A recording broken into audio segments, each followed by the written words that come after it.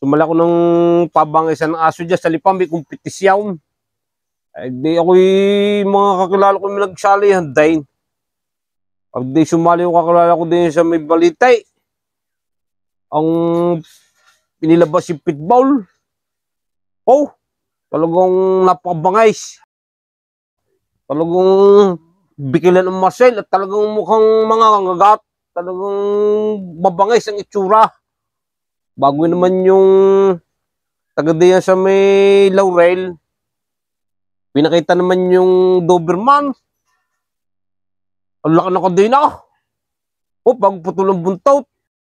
Nag-alpasa, nagawala. Talagang walang makadais. Talagang mabangais.